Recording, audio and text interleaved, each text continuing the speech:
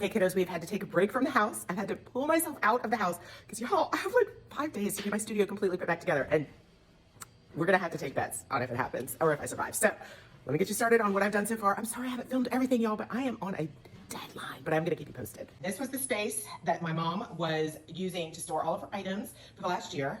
And if you can see over the barrier here, it was kind of going from purpley blue to blue, and so I wanted to carry that across. And I wanted to end up at pink. I didn't end up at pink. This is just where it went.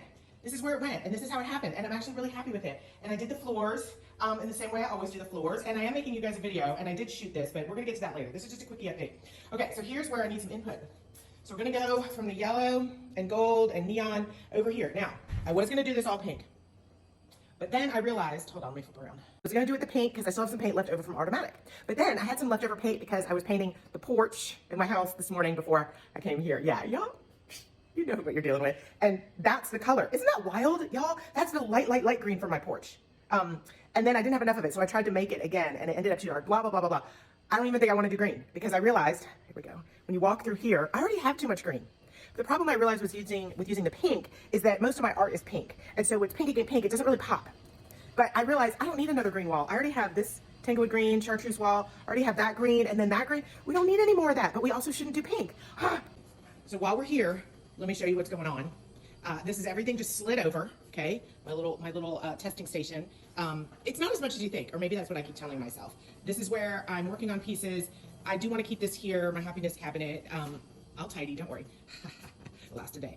Some of this is still going back to my house, but all of these pieces are pieces meant to be painted. And then I have all of this. Let me see if I can get through here. Yeah, yep. And then, y'all, don't tell her, but this is not my space back here. Okay, I am totally breaking all the rules because I rent this space out. But I was like, oh, I just need to move just the stuff on this side. That's her side. I just need to move some stuff for a bit and then I'll move it right back out. And it's taking way too long. That's also part of why I'm feeling so incredibly rushed. So if we've gone from the blues to the aquas to the greens to the yellow, and then we're gonna pull around to this wall all the way down. So I kind of want to connect it even though there's a big gap in the middle, but we want my pink themed art and couches and furniture to kind of pop off the wall. What should we do? What should we do here?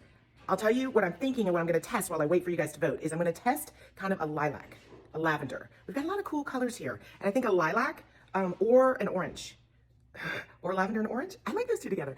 Anyway, we want this wall to pop, but we also want the art to pop on it. So let me have it. Don't say black and white.